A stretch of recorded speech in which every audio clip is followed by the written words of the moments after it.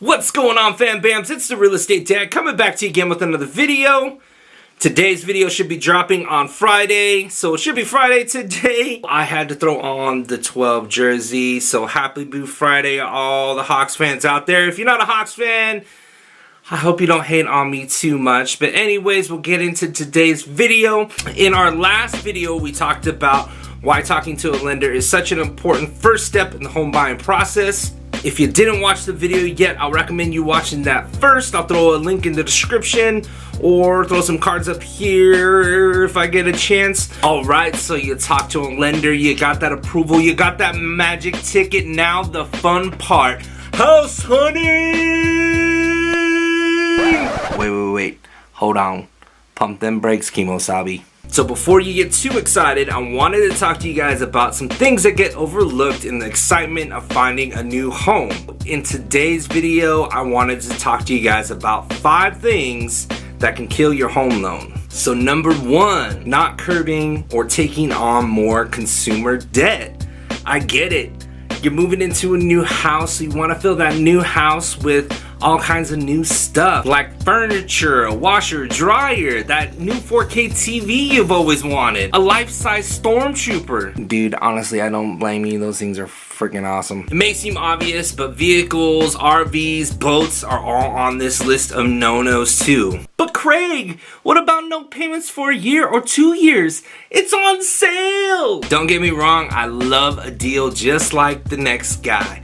But don't get caught stepping over dollars to pick up them dimes. You need to understand that your finances are going to be under a microscope until you sign those final docs and get those keys. Please don't think about getting your credit pulled for future purchases or even something as small as changing a cellular company, because they're going to pull your credit too, and that's a big no-no. A good rule of thumb during this time frame is if you don't have the cash to make the purchase, wait. Now, since we're on the subject of taking on new debt, what about your current debt? Which brings me to killer 2 on the list, which is falling behind on payments. Put simply, pay your bills. You don't want to change your routine just because you got that approval. Now is not the time to let off on that gas. The race has just begun.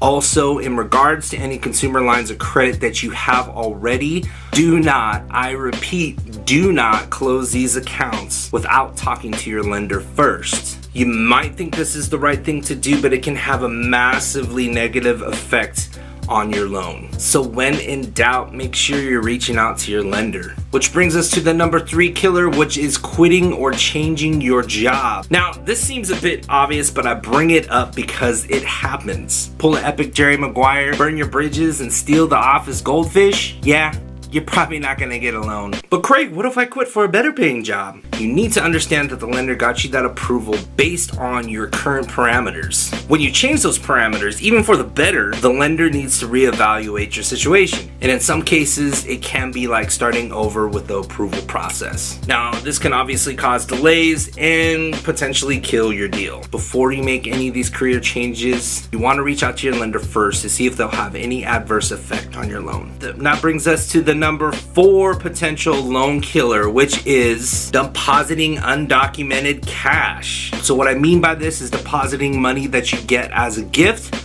or, you know, cashing in those gold doubloons you had hiding under your bed. Now, that's still a thing? But there's no paper trail for where this money came from for these types of deposits. It can definitely throw a wrench into the works and bring the lending train to a screeching halt. Now, I understand that you might receive money from a family member as a gift. There's absolutely nothing wrong with that. You just want to make sure you communicate that with your lender before you make any kind of deposits. That way they can navigate you through the proper way to handle the booty. Still talking cash here, folks. Get your head out of the gutter. Sheesh. Alright, so that brings us to the number 5 loan killer, which is not keeping open lines of communication with your lender or keeping up with lender requests. Now, I can't tell you how important it is to stay in contact with your lender. Now, you want to make sure you give your lender all your current and correct information. I don't know how many times I've had a lender reach out to me to get a client's correct telephone number. Also, pay attention to your inbox. Don't assume it's just another piece of spam.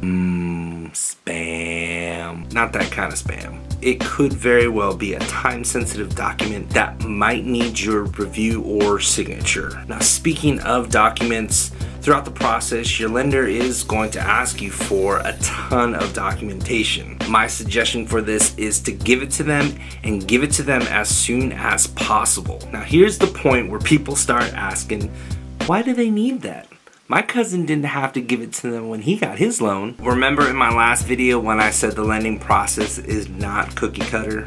It may seem a little bit overboard at times, but it is your lender's job to be nosy with your finances. And let me tell you, they are gonna be all up in your business. You need to just trust the process and keep those open lines of communication. So just remember, if you have any questions or concerns of whether or not something is gonna have a negative impact on your loan, you definitely wanna be making sure that you reach out to your lender. And with that, I'd like to bring today's video to a close. I hope you guys enjoyed the information. And as always, make sure you hit that subscribe button, ring that bell so you don't miss any of these informational videos or any of the videos of me getting into my crazy antics from time to time. Please leave me a comment below if you have any questions in the real estate space or if you have any ideas of videos that you would like me to do. Thank you guys so much for watching. I hope you have a great weekend. God bless.